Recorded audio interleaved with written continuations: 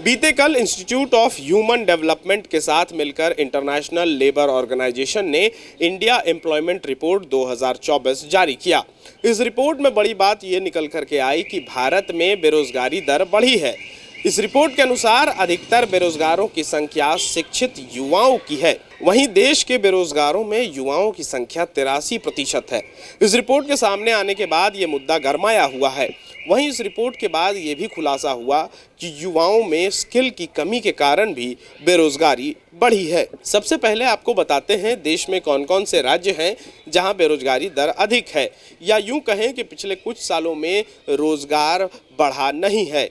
झारखंड की रोजगार को लेकर जो मौजूदा स्थिति है उससे आप अंदाजा लगा सकते हैं कि इस लिस्ट में झारखंड भी है। इसके अलावा बिहार, उड़ीसा, मध्य प्रदेश, उत्तर प्रदेश और छत्तीसगढ़ जैसे राज्य शामिल हैं, जिनमें पिछले कई सालों से रोजगार के आंकड़ों में ज्यादा सुधार नहीं हुआ है। इस रिपोर्ट में इस बात का भी जिक्र किया गया है कि रीजनल पॉलिसी के कारण इन राज्य के लोगों को बेरोजगारी का सामना करना पड़ रहा है। मतलब साफ यह है कि राज्य की जो नियोजन नीति है उसमें गड़बड़ी होने के कारण इन राज्यों में बेरोजगारी बढ़ रही है। जिस तरह से देश में विकास को लेकर छाती पीटी जाती है, उनके लिए ये आंकड़े आईने का काम करेगी।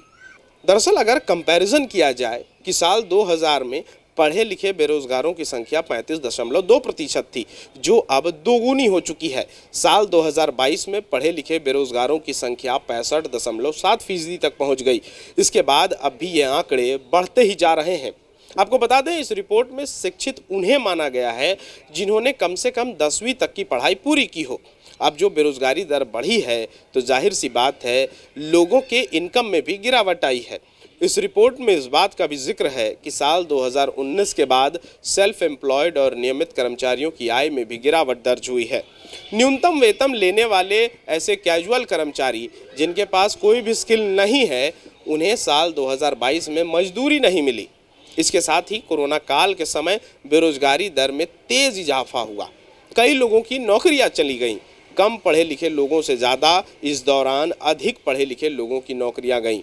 इस रिपोर्ट के आने के बाद से ये बात साफ हो गई है कि जो सरकारें रोजगार के नाम पर वोट मांगकर सत्ता पर बैठी हैं, वो भी बेरोजगारी कम करने में विफल रही हैं, और इन सब चीज़ों में नुकसान होता है सिर्फ युवाओं का।